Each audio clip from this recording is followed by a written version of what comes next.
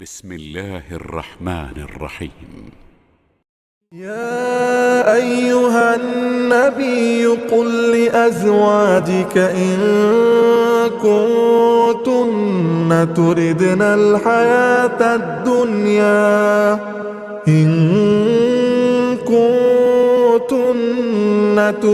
الحياة الدنيا وزينتها فتعالين أمتعكن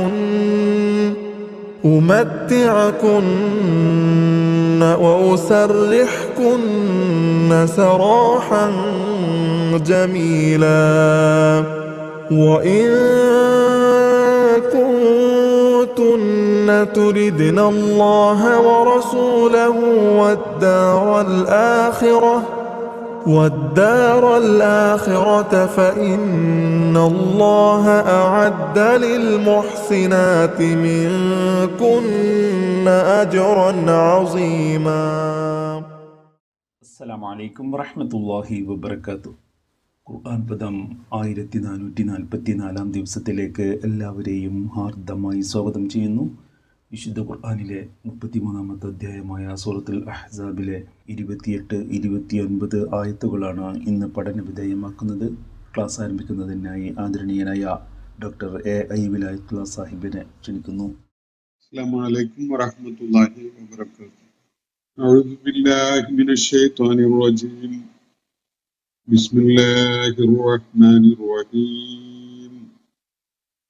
يا أيها النبي قل لأزواجك إن كنتن تردن الحياة الدنيا وزينتها فتعالين أمتعكن وأسرحكن سراحا جميلا.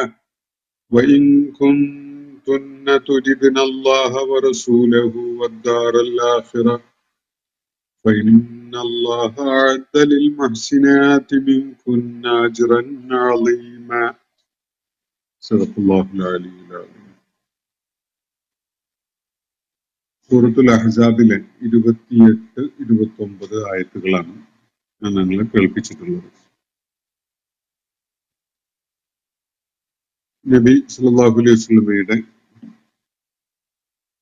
പത്നിമാരുമായി ബന്ധപ്പെട്ടുകൊണ്ടുള്ള ഒരു കാര്യമാണ് ഈ രണ്ടായത്തുകളിലായിട്ട് അള്ളാഹു പരാമർശിക്കുന്നത്. ഈ രണ്ടായത്തുകളിൽ പരിമിതമല്ല, 28 മുതൽ 35 വരെയുള്ള ആയത്തുകളിൽ ഈ വിഷയവുമായി ബന്ധപ്പെട്ട കാര്യങ്ങളാണ് പരാമർശിക്കപ്പെടുന്നത് എന്ന് കാണാൻ സാധിക്കും. കഴിഞ്ഞ ദിവസം നമ്മൾ പഠിച്ച ഭാഗത്ത് ബനൂ ഖുറൈള ഗോത്രവുമായി ബന്ധപ്പെട്ടുകൊണ്ടുള്ള കാര്യങ്ങൾ വിശദമാക്കപ്പെടുന്നത് നമ്മൾ കാണുകയുണ്ടായി. അഹ്സാബ് യുദ്ധവേളയിൽ മദീനയിൽ താമസക്കാരായിരുന്ന ബനൂ ഖുറൈള ഗോത്രം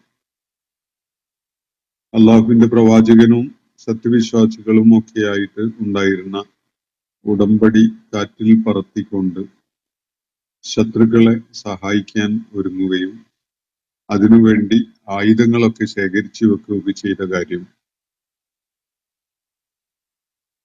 എല്ലാവർക്കും അറിയുന്ന ഒരു വിഷയമാണ്. അഹ്സാബിന്റെ യുദ്ധ സാഹചര്യം നീങ്ങിയതിനെ തുടർന്ന് അള്ളാഹുവിന്റെ നിർദ്ദേശപ്രകാരം ബനൂ ഖുറൈള ഗോത്രക്കാരുമായി ബന്ധപ്പെട്ടുകൊണ്ടുള്ള വിഷയത്തില് നടപടിയെടുക്കാൻ അള്ളാഹുവിന്റെ പ്രവാചകനും സത്യവിശ്വാസികളും നീങ്ങുകയായിരുന്നു. ബനൂ ഖുറൈള ഗോത്രത്തിന്റെ അവര് കോട്ടക്കകത്തായിട്ട് താമസിച്ചുകൊണ്ടിരുന്ന ആ പ്രദേശം മുസ്ലിം സൈന്യം വളയുകയും അവരെ ഉപരോധിക്കുകയും ചെയ്തു. ആ ഉപരോധത്തിനൊടുവിലാണ് ബനൂ ഖുറൈള ഗോത്രക്കാര് കീഴടങ്ങുന്നതും അവരുടെ കാര്യത്തിൽ നടപടികൾ ഉണ്ടാവുന്നതും ഒക്കെ തന്നെ. അപ്പോ അതിന്റെ പരിണിതി ഒടുക്കം എന്തായിരുന്നു എന്നതാണ് നമ്മൾ കഴിഞ്ഞ ദിവസം വായിച്ച ആയത്തുകളിലായിട്ട് അള്ളാഹു വിശദമാക്കുകയുണ്ടായത്. അവരുടെ ഹൃദയങ്ങളിൽ ഭീതി ഊരിയിടുന്ന വിധത്തിലുള്ള നടപടികളായിരുന്നു ഉണ്ടായിരുന്നത്.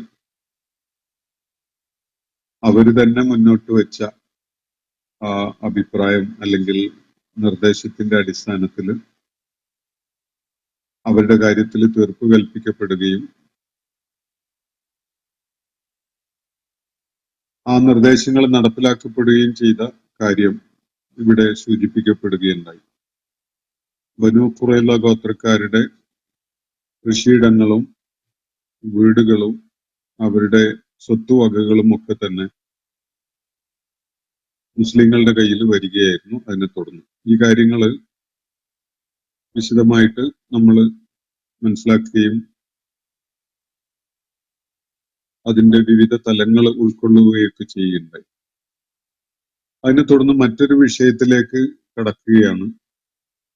ഇന്ന് ഞാൻ നിങ്ങളെ കേൾപ്പിച്ച ആയത്തുകളും മുതലായിട്ട് നബി സല്ലല്ലാഹു അലൈഹി വസല്ലമയുടെ പത്നിമാരുമായി ബന്ധപ്പെട്ടുകൊണ്ടുള്ളതാണ് വിഷയം. ഇവിടെ അള്ളാഹു നബി സല്ലല്ലാഹു അലൈഹി വസല്ലമക്ക് ഒരു നിർദ്ദേശം നൽകുകയാണ്.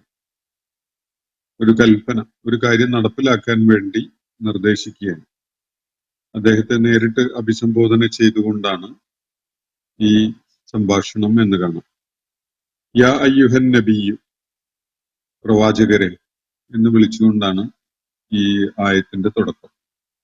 പ്രവാചകരെ, കുല്ലി അസ്വാജിക, താങ്കളുടെ സഹധർമ്മിണികളോടായിട്ട് ഇങ്ങനെ പറയുക, പത്നിമാരോടായിട്ട് ഇങ്ങനെ പറയുക.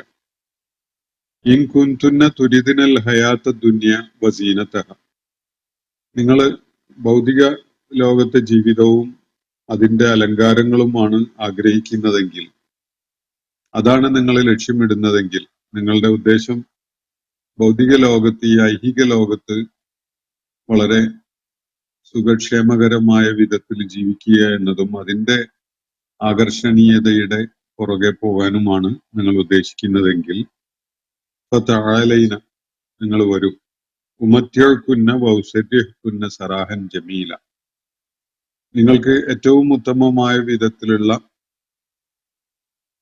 വിഭവങ്ങളും പാരിതോഷികങ്ങളും ഒക്കെ തന്നുകൊണ്ട് നിങ്ങളെ ഞാൻ തിരിച്ചയച്ചേക്കാം. ഇതാണ് ഭാര്യമാരോടായിട്ട് പറയാൻ വേണ്ടി അള്ളാഹു നബി സല്ലല്ലാഹു അലൈഹി വസല്ലമയോട് നിർദ്ദേശിക്കുന്നത്. ഒരു പ്രത്യേക പശ്ചാത്തലത്തിലാണ് ഈ ആയത്തുകൾ അവതരിക്കുന്നത്. ഞാൻ അതിലേക്ക് വരാം. വൈൻ കുന്തുന്ന തുരിദിനല്ലാഹ വറസൂലഹു, ഇനി ഈ ഐഹിക ജീവിതവും അതിന്റെ ആകർഷണീയതകളുമല്ല നിങ്ങൾ കൊതിക്കുന്നത്, അള്ളാഹുവിന്റെയും അവന്റെ ദൂതന്റെയും തൃപ്തിയാണ്. വദ്ദാറൽ ആഖിറ, പരലോക ഗേഹത്തിന്റെ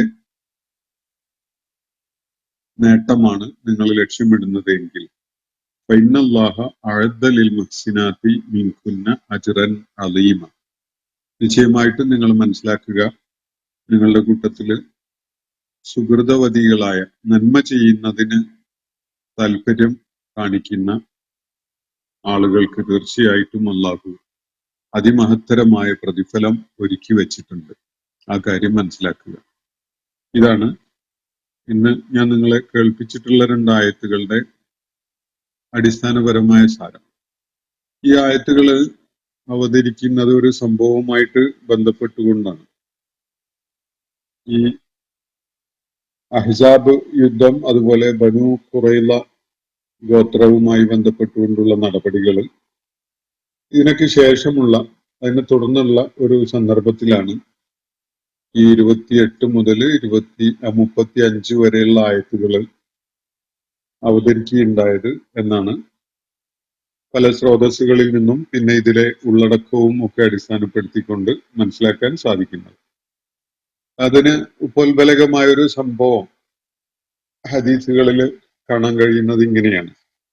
ഒരു ദിവസം അബൂബക്കർ റളിയല്ലാഹു അൻഹുവും ഉമർ റളിയല്ലാഹു അൻഹുവും നബി സല്ലല്ലാഹു അലൈഹി വസല്ലമയെ കാണാൻ വേണ്ടി അദ്ദേഹത്തിന്റെ വസതിയിലെത്തിയപ്പോൾ അവര് നബി സല്ലല്ലാഹു അലൈഹി വസല്ലമയെ കാണുന്നത്, അദ്ദേഹത്തിന്റെ പത്നിമാരൊക്കെ ചുറ്റുമായിട്ട് ഇരിക്കുന്നുണ്ട്. നബി സല്ലല്ലാഹു അലൈഹി വസല്ലം മൗനം അവലംബിച്ചുകൊണ്ട് അവർക്കിടയിൽ അങ്ങനെ ഇരിക്കുകയാണ്. അവര് ആരും ഒന്നും സംസാരിക്കുന്നില്ല. നബി സല്ലല്ലാഹു അലൈഹി വസല്ലം തീർത്തും മൗനം അവലംബിച്ചുകൊണ്ടാണ് ഉള്ളത്. പത്നിമാര് ചുറ്റുപാടും ഉണ്ട്. അവരെന്തോ പറഞ്ഞുകൊണ്ടിരിക്കുകയായിരുന്നു നബി സല്ലല്ലാഹു അലൈഹി വസല്ലമയോട്. പക്ഷെ ഇവർ കടന്നു ചെല്ലുമ്പോ അങ്ങനെ ഒരു സംസാരം നടക്കുന്നില്ല. ആ വിധത്തിലാണ് ആ രംഗം ഉണ്ടായിരുന്നത്. അപ്പോൾ നബി സല്ലല്ലാഹു അലൈഹി വസല്ലം അബൂബക്കർ റളിയല്ലാഹു അൻഹുവിന്റെ നേരെ തിരിഞ്ഞുകൊണ്ട് ഇങ്ങനെ പറഞ്ഞു: കുന്ന കമാ തറ യസ്അലുനി അൻ-നഫഖ. അബൂബക്കർ റളിയല്ലാഹു അൻഹുവിനോടാണ് നബി സല്ലല്ലാഹു അലൈഹി വസല്ലം പറയുന്നത്. അബൂബക്കർ, ഇവര് നിനക്ക് കാണാമല്ലോ, ഇവരെന്നോട് ചെലവിന് വേണ്ട വിഭവങ്ങൾ, അവരുടെ ജീവിത വിഭവങ്ങൾ ചോദിച്ചുകൊണ്ടിരിക്കുകയാണ്. ഇതാണ് നബി സല്ലല്ലാഹു അലൈഹി വസല്ലം അബൂബക്കർ റളിയല്ലാഹു അൻഹുവിനോട് പറയുന്നത്. നഫഖത്ത് എന്ന് പറഞ്ഞാൽ ജീവിതാവശ്യങ്ങൾക്ക് വേണ്ടിയുള്ള പണം, അല്ലെങ്കിൽ അതിനു വേണ്ടിയുള്ള വിഭവങ്ങൾ. അത് ഭാര്യമാരൊക്കെയും തന്നെ നബി സല്ലല്ലാഹു അലൈഹി വസല്ലമയോട് ചുറ്റും കൂടി ആവശ്യപ്പെട്ടുകൊണ്ടിരിക്കുകയാണ്. നബി സല്ലല്ലാഹു അലൈഹി വസല്ലമക്ക് അത് വലിയ പ്രയാസം ഉണ്ടാക്കുന്നു എന്നതാണ് ആ രംഗം വ്യക്തമാക്കുന്ന ഒരു കാര്യം. ആ ഘട്ടത്തില് നബി സല്ലല്ലാഹു അലൈഹി വസല്ലമക്ക് 4 പത്നിമാരാണ് ഉണ്ടായിരുന്നത്. സൗദ റളിയല്ലാഹു അൻഹ, ആയിഷ റളിയല്ലാഹു അൻഹ, ഹഫ്സ റളിയല്ലാഹു അൻഹ, അതുപോലെ ഉമ്മു സലമ റളിയല്ലാഹു അൻഹ. സൈനബ് ബിൻത് ജഹ്ഷിനെ വിവാഹം ചെയ്തിട്ടുണ്ടായിരുന്നില്ല ആ ഘട്ടത്തിൽ. അത് നടക്കുന്നത് പിന്നീടാണ്. അപ്പൊ ഈ 4 പത്നിമാരും നബി സല്ലല്ലാഹു അലൈഹി വസല്ലമയുടെ ചുറ്റും നിന്നുകൊണ്ട് അദ്ദേഹത്തോട് നഫഖത്ത് ആവശ്യപ്പെട്ടുകൊണ്ടിരിക്കുക, ജീവിതാവശ്യങ്ങൾക്ക് വേണ്ടിയുള്ള ചെലവ് നൽകണം എന്ന് പറഞ്ഞുകൊണ്ടാണ് അവര് നബി സല്ലല്ലാഹു അലൈഹി വസല്ലമയുടെ ചുറ്റും കൂടിയിരിക്കുന്നത്. അവർക്ക് തൃപ്തികരമായ വിധത്തിൽ ഒരു മറുപടി കൊടുക്കാൻ കഴിയാത്ത ഒരു പ്രതിസന്ധിയിലാണ് നബി സല്ലല്ലാഹു അലൈഹി വസല്ലം ഉണ്ടായിരുന്നത്. അത് വളരെയേറെ സങ്കീർണത നിറഞ്ഞ ഒരു കാലഘട്ടമായിരുന്നു എന്നതും എല്ലാവർക്കും അറിയാം. അള്ളാഹുവിന്റെ ദീൻ സമൂഹത്തില് പ്രചരിപ്പിക്കുന്നതിനിടക്ക് വളരെയേറെ പ്രയാസങ്ങൾ നേരിട്ടുകൊണ്ടിരിക്കുന്ന ഒരു ഘട്ടം. അഹ്സാബ് യുദ്ധം പോലെയുള്ള സംഭവങ്ങൾ അരങ്ങേറുന്നതിന് ധാരാളം സാമ്പത്തികമായ ബാധ്യതകളൊക്കെ ഉണ്ടായിരുന്ന അതിനു വേണ്ടിയുള്ള സൈനിക ഒരുക്കങ്ങളൊക്കെ ചെയ്യേണ്ടിയിരുന്ന ഒരുപാട് പ്രതിസന്ധികൾ നേരിട്ടുകൊണ്ടിരിക്കുന്നതിനിടയിലാണ് ഈ ഗാർഹികമായ ഒരു സാഹചര്യം ഉണ്ടാവുന്നത്. അപ്പോ ആ ഘട്ടത്തില് അബൂബക്കർ റളിയല്ലാഹു അൻഹുവും ഉമർ റളിയല്ലാഹു അൻഹുവും അങ്ങോട്ട് കടന്നു ചെന്നപ്പോ അബൂബക്കർ റളിയല്ലാഹു അൻഹുവിനോട് നബി സല്ലല്ലാഹു അലൈഹി വസല്ലം പറഞ്ഞ കാര്യമാണ് ഞാൻ നിങ്ങളെ കേൾപ്പിക്കുകയുണ്ടായത്. അപ്പോ അവരതിൽ ഇടപെട്ടുകൊണ്ട് തങ്ങളുടെ പെൺമക്കളോട്, എന്ന് പറഞ്ഞാൽ നബി സല്ലല്ലാഹു അലൈഹി വസല്ലമയുടെ ഒരു പത്നി അബൂബക്കർ റളിയല്ലാഹു അൻഹുവിന്റെ മകളാണല്ലോ, ആയിഷ റളിയല്ലാഹു അൻഹ. അതുപോലെ മറ്റൊരു പത്നി ഹഫ്സ റളിയല്ലാഹു അൻഹ ഉമർ റളിയല്ലാഹു അൻഹുവിന്റെ മകളാണ്. ഇരുവരോടുമായിട്ട് അവര് ശാസിച്ചുകൊണ്ട് സംസാരിക്കുന്നുണ്ട്. അള്ളാഹുവിന്റെ പ്രവാചകനെ നിങ്ങൾ സാമ്പത്തിക കാര്യങ്ങൾ പറഞ്ഞുകൊണ്ട്, വീട്ടിലെ ആവശ്യങ്ങളൊക്കെ പറഞ്ഞുകൊണ്ട് ബുദ്ധിമുട്ടിക്കുകയാണ്. അദ്ദേഹത്തിന്റെ അതിനുവേണ്ടി യാതൊന്നും ചെയ്യാൻ കഴിയുന്ന അവസ്ഥയിലല്ലാത്തപ്പോ അദ്ദേഹത്തെ അതിന്റെ പേരിൽ പല സംഗതികളും ആവശ്യപ്പെട്ടുകൊണ്ട് പ്രയാസപ്പെടുത്തുകയാണോ എന്ന് പറഞ്ഞുകൊണ്ട് അവരെ ശാസിക്കുകയാണ്. അപ്പൊ ഈ സന്ദർഭത്തില്, ഇതിനെ തുടർന്നുള്ള ഒരു സന്ദർഭത്തിലാണ് ഈ ആയത്തുകൾ അവതരിക്കുന്നത്. അപ്പോ ഈ ആയത്തുകളിൽ വ്യക്തമായിട്ടും അള്ളാഹുവിന്റെ പ്രവാചകന് ഒരു നിർദ്ദേശം നൽകുകയാണല്ലോ അള്ളാഹു ചെയ്യുന്നത്. പത്നിമാരോട് ഇങ്ങനെ പറയാൻ വേണ്ടിയാണ് അള്ളാഹു ആവശ്യപ്പെടുന്നത്. അതിനെ തുടർന്ന് നബി സല്ലല്ലാഹു അലൈഹി വസല്ലം ആയിഷ റളിയല്ലാഹു അൻഹയെയാണ് വ്യക്തിപരമായി നേരിട്ട് കണ്ടുകൊണ്ട് ഒരു കാര്യം പറയുന്നത്. ഈ ആയത്തുകളുടെ അടിസ്ഥാനത്തിലാണ് പറഞ്ഞ കാര്യം. ഇങ്ങനെയാണ്: ആയിഷ, നിന്നോട് വ്യക്തിപരമായിട്ട് ഞാനൊരു കാര്യം പറയുകയാണ്. നിന്റെ മാതാപിതാക്കളുമായിട്ട് കൂടിയാലോചന ചെയ്ത് നീ ഒരു തീരുമാനം എടുക്കുക. ആവശ്യത്തിന് സമയം എടുത്തുകൊണ്ട് തീരുമാനിച്ചാൽ മതി എന്ന് പറഞ്ഞുകൊണ്ട് ഈ ആയത്തുകൾ കേൾപ്പിക്കുകയാണ്. അപ്പോ ഈ ആയത്തിന്റെ ഉള്ളടക്കം നമ്മൾ മനസ്സിലാക്കിയതുപോലെ പത്നിമാരോട് പറയാനുള്ള കാര്യം ഇൻകുന്തുന്ന തുരിദിനൽ ഹയാത്ത ദുനിയ വസീനത, ഐഹിക ജീവിതത്തിന്റെ സുഖക്ഷേമങ്ങളും അതുപോലെ അതിന്റെ അലങ്കാരങ്ങളും അതിന്റെ കമനീയതയും ഒക്കെയാണ് നിങ്ങൾ ആഗ്രഹിക്കുന്നതെങ്കിൽ വന്നോളൂ. നിങ്ങൾക്ക് വളരെ ഉദാരമായ വിധത്തിൽ മത്താഴ് തന്നുകൊണ്ട് നിങ്ങൾക്ക് ജീവിത വിഭവങ്ങളും നിങ്ങൾ ആഗ്രഹിക്കുന്ന സംഗതികളൊക്കെ തന്നുകൊണ്ട് നിങ്ങളെ വളരെ മാന്യമായി വളരെ ഭംഗിയായിട്ട് ഞാൻ തിരിച്ചയച്ചേക്കാം. ഇതാണ് അവരുടെ മുന്നിൽ ആയിഷ റളിയല്ലാഹു അൻഹയോട് നബി സല്ലല്ലാഹു അലൈഹി വസല്ലം പറയുന്നത്. ഇനി അതല്ല, അള്ളാഹുവും അവന്റെ പ്രവാചകനും അതുപോലെ പാരത്രിക ജീവിതവുമാണ് നിങ്ങൾക്ക് പ്രിയങ്കരമായിട്ട് അനുഭവപ്പെടുന്നതെങ്കിൽ തീർച്ചയായിട്ടും നിങ്ങൾക്കായി അള്ളാഹു വലിയ പ്രതിഫലം ഒരുക്കി വെച്ചിട്ടുണ്ട് എന്ന കാര്യം മനസ്സിലാക്കുക എന്നതാണ് നബി സല്ലല്ലാഹു അലൈഹി വസല്ലം ആയിഷ റളിയല്ലാഹു അൻഹയോട് പറയുന്നത്. ഐഹിക ലോക ജീവിത വിഭവങ്ങളാണ് വേണ്ടതെങ്കിൽ തീർച്ചയായിട്ടും അത് തന്ന് വേണ്ട വിധത്തിൽ മത്താഴ് തന്നുകൊണ്ട് വിഭവങ്ങൾ തന്നുകൊണ്ട് വളരെ ഭംഗിയായ വിധത്തിൽ പിരിച്ചയച്ചേക്കാം. അത് നിങ്ങൾക്ക് തീരുമാനിക്കാം. മാതാപിതാക്കളോട് കൂടിയാലോചിച്ചുകൊണ്ട് സമയമെടുത്ത് ഒരു തീരുമാനമെടുത്ത് വന്ന് പറയാൻ വേണ്ടിയാണ് ആവശ്യപ്പെടുന്നത്. ആയിഷ റളിയല്ലാഹു അൻഹ അത് കേട്ടപാടെ പറഞ്ഞ മറുപടി, ഈ കാര്യം തീരുമാനിക്കാൻ എനിക്ക് മാതാപിതാക്കളോടൊന്നും കൂടിയാലോചന ചെയ്യേണ്ടതില്ല. ഞാൻ അള്ളാഹുവിനെയും അവന്റെ ദൂതനെയും പാരത്രിക ജീവിതത്തെയും തെരഞ്ഞെടുത്തിരിക്കുന്നു, എനിക്കത് മതി എന്നാണ് മറുപടി നൽകിയുണ്ടായത്.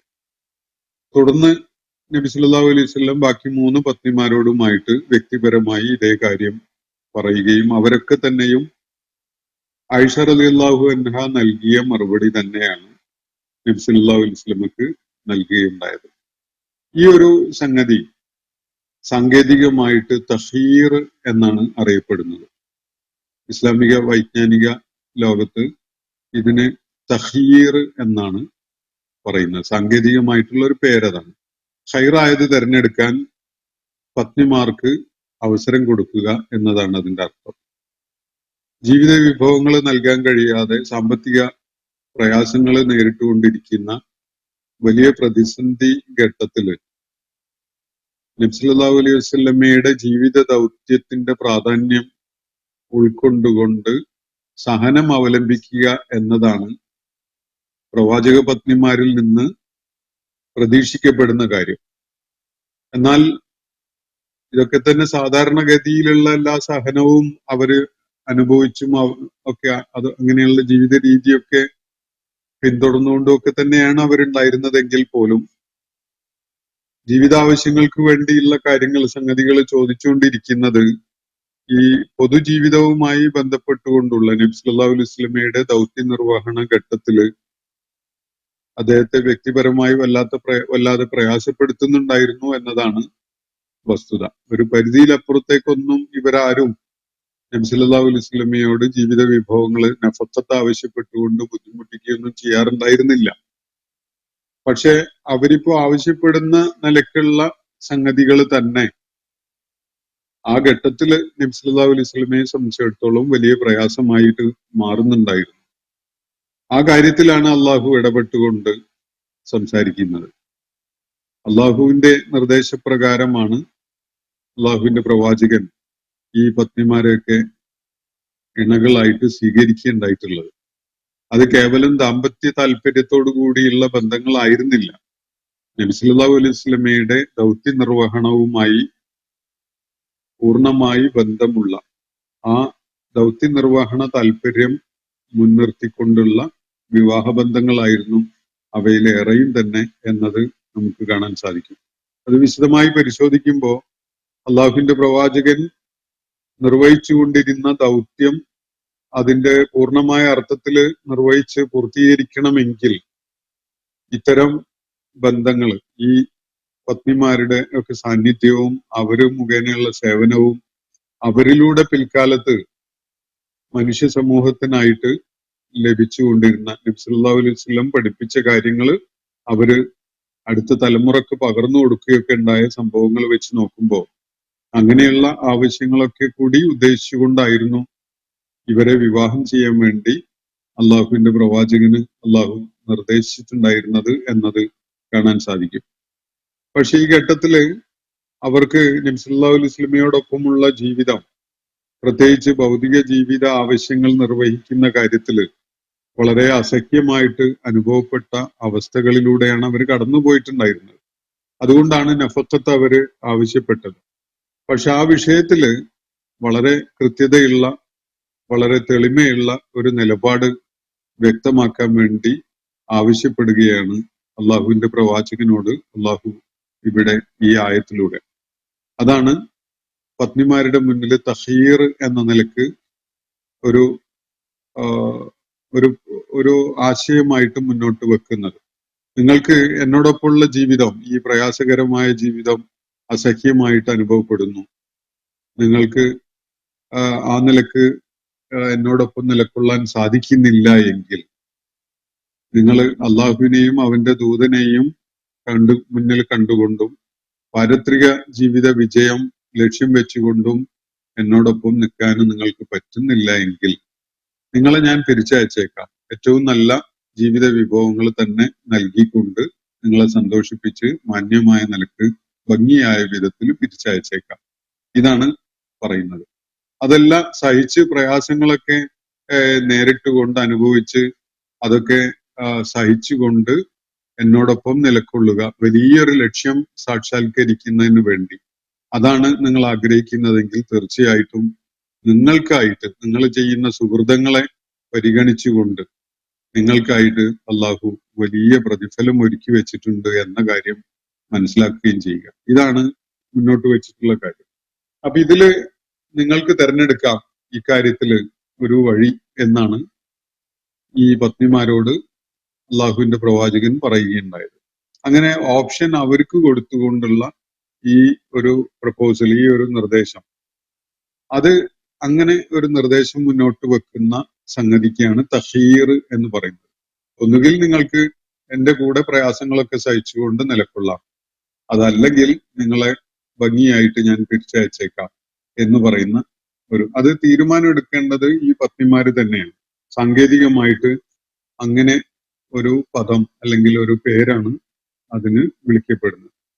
അപ്പോ ഇത് നടപ്പിലാക്കുക എന്നത് നബി സല്ലല്ലാഹു അലൈഹി വസല്ലമയെ സംബന്ധിച്ചിടത്തോളം അള്ളാഹുവിന്റെ കൽപ്പന എന്ന നിലക്ക് നിർബന്ധമാണ്. പത്നിമാരോട് ഇങ്ങനെ പറഞ്ഞേ പറ്റൂ. കാരണം അള്ളാഹു അങ്ങനെയാണ് കൽപ്പിച്ചിട്ടുള്ളത്. വ്യക്തമായിട്ടും പത്നിമാരോട് ഇങ്ങനെ പറയണം എന്ന് പറഞ്ഞുകൊണ്ടാണ്.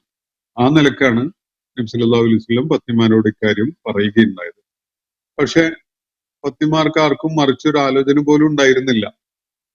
അവര് ആരും തന്നെ നബി സല്ലല്ലാഹു അലൈഹി വസല്ലമയുമായുള്ള ബന്ധം ഉപേക്ഷിച്ച് പോകാൻ, എന്നിട്ട് ജീവിത സൗകര്യങ്ങൾ തേടി അതിന്റെ പുറകെ പോകാൻ അവര് ആഗ്രഹിച്ചിരുന്നില്ല എന്നത് ഇവരുടെയൊക്കെ പ്രതികരണങ്ങളിൽ നിന്ന് വളരെ വ്യക്തമായ ഒരു കാര്യമാണ്.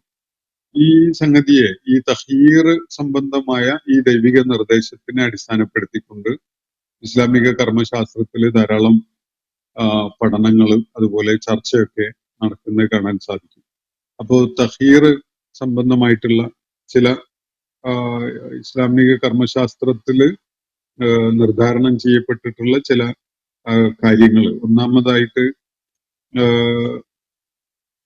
ഇങ്ങനെ ആരെങ്കിലും പത്നിമാർക്ക് തഖീർ നൽകുകയാണെങ്കിൽ അവർക്ക് തിരഞ്ഞെടുക്കാം എന്ന നിലക്ക് ഒരു ചോയ്സ്, ഒരു ഓപ്ഷൻ അവർക്ക് നൽകുകയാണെങ്കിൽ പിന്നെ അത് അവരുടെ അവകാശമാണ്. അവർക്ക് അത് പ്രയോജനപ്പെടുത്താം, അല്ലെങ്കിൽ പ്രയോജനപ്പെടുത്താതിരിക്കും, വേണ്ടെന്ന് വെക്കാം.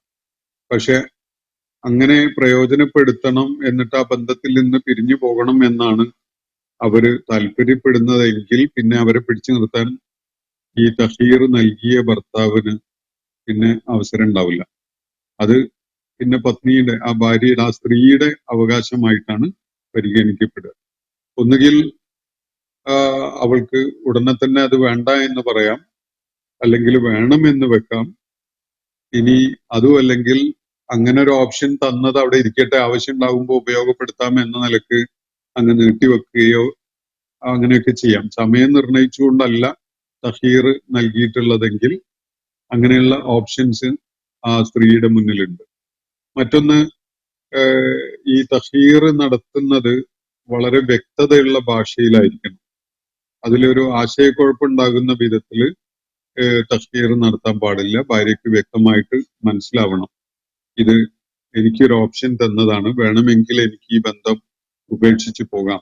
അങ്ങനെയാണെങ്കിൽ അള്ളാഹുവിന്റെ പ്രവാചകൻ അല്ലെങ്കിൽ ആരാണോ തഹീർ ചെയ്യുന്നത് അവർക്ക് ഇവർക്ക് ആവശ്യമായ മതാഴൊക്കെ കൊടുത്തുകൊണ്ട് അവരെ പറഞ്ഞേക്കാം എന്നുള്ള ഒരു ഓപ്ഷൻ.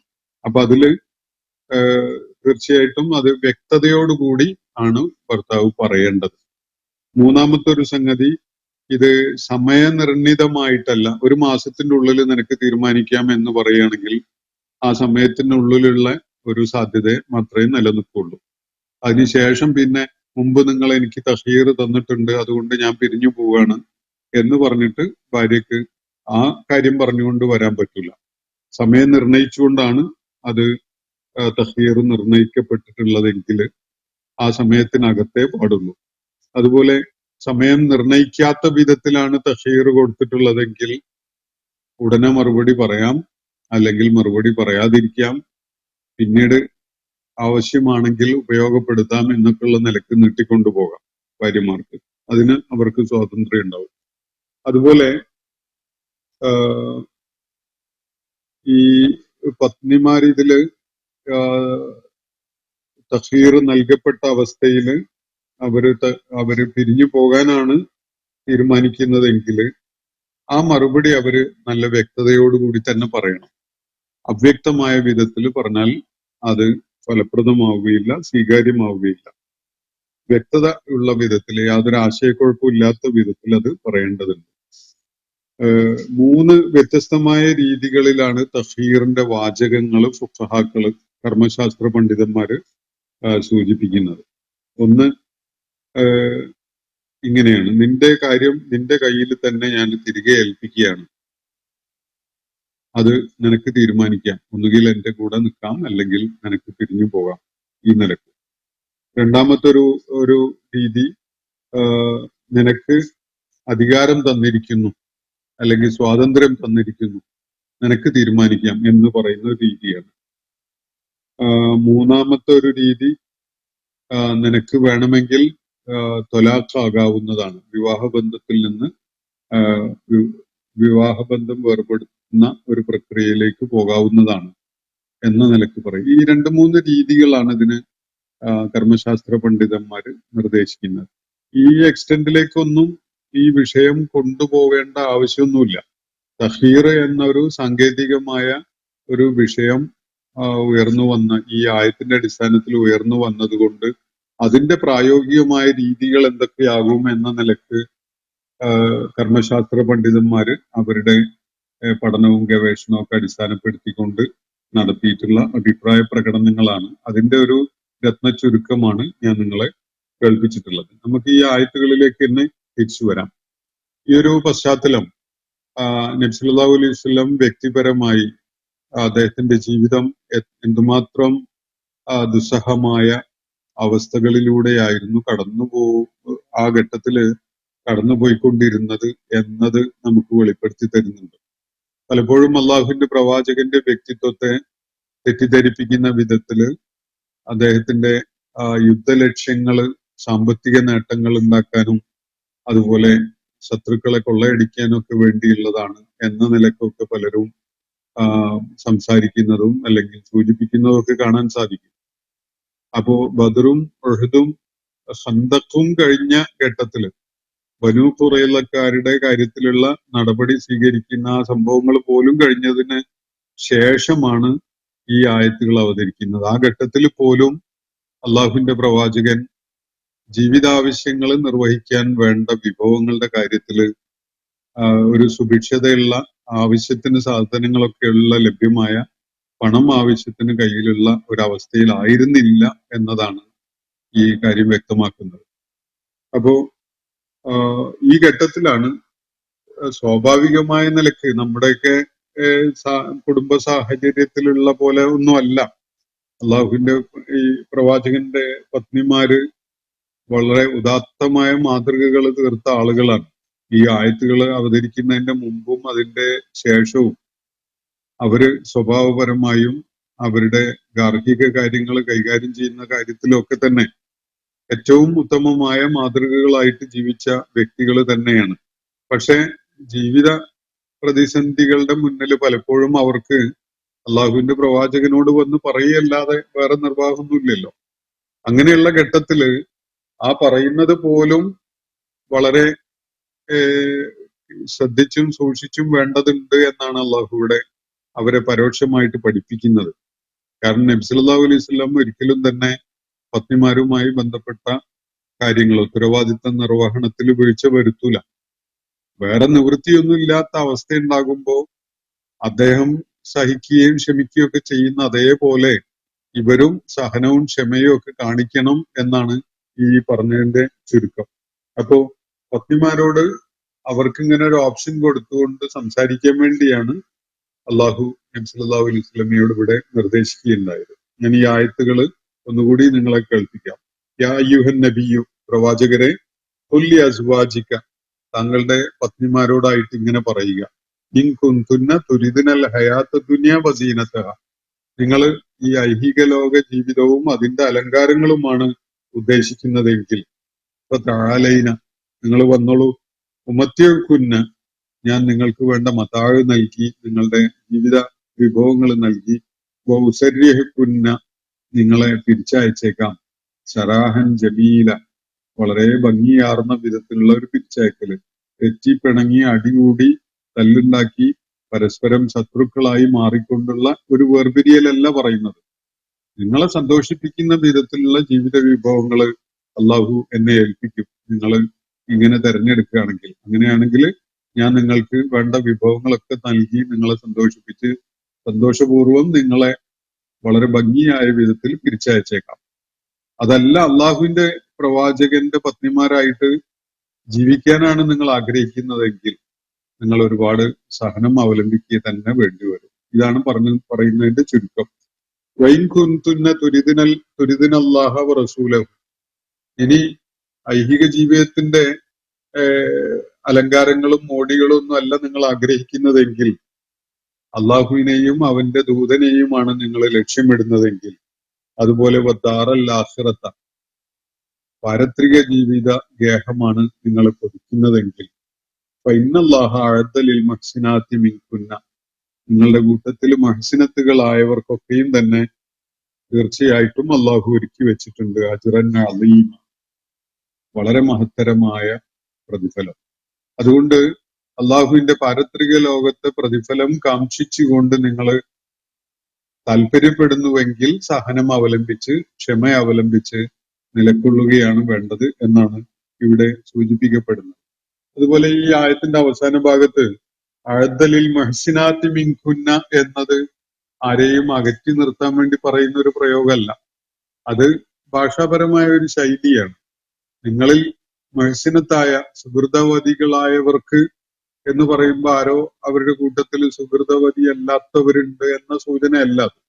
അത് അറബി ഭാഷയുടെ ഒരു ശൈലിയിൽ പറയുന്നു എന്നേ ഉള്ളൂ. നിങ്ങൾ ഇഹ്സാൻ ചെയ്തുകൊണ്ട്, നന്മ ചെയ്തുകൊണ്ട്, സുഹൃതം ചെയ്തുകൊണ്ട് നിലകൊള്ളാൻ നിങ്ങൾ ഉദ്ദേശിക്കുന്നുവെങ്കിൽ തീർച്ചയായിട്ടും അങ്ങനെ ചെയ്യുന്നവർക്ക് അള്ളാഹു അതിമഹത്തരമായ പ്രതിഫലം ഒരുക്കി വെച്ചിട്ടുണ്ട് എന്നാണ് പത്നിമാരോട് പറയാൻ വേണ്ടി അള്ളാഹു തന്റെ പ്രവാചകനോട് ഇവിടെ ആവശ്യപ്പെടുന്നത്. അത് നടപ്പിലാക്കപ്പെട്ട രീതിയും ഞാൻ നിങ്ങളോട് വിശദമായിട്ട് പങ്കുവെക്കുകയുണ്ടായി. ഇന്നത്തെ സെഷൻ ഞാനിവിടെ അവസാനിപ്പിക്കുകയാണ്. വാഖിറു ദഅ്വാനാ അനിൽ ഹംദുലില്ലാഹി റബ്ബിൽ ആലമീൻ. അസ്സലാമു അലൈക്കും വറഹ്മത്തുള്ളാഹി വബറകാതുഹു. ഇന്നത്തെ ഖുർആൻ പദം ഇവിടെ സമാപിക്കുന്നു. ഖുർആൻ പഠനത്തിൽ പങ്കെടുത്ത എല്ലാവർക്കും അല്ലാഹു അർഹമായ പ്രതിഫലം നൽകി അനുഗ്രഹിക്കട്ടെ. വആഖിറു ദഅ്വാനാ അനിൽ ഹംദുലില്ലാഹി റബ്ബിൽ ആലമീൻ. അസ്സലാമു അലൈക്കും വറഹ്മത്തുള്ളാഹി വബറകാതുഹു.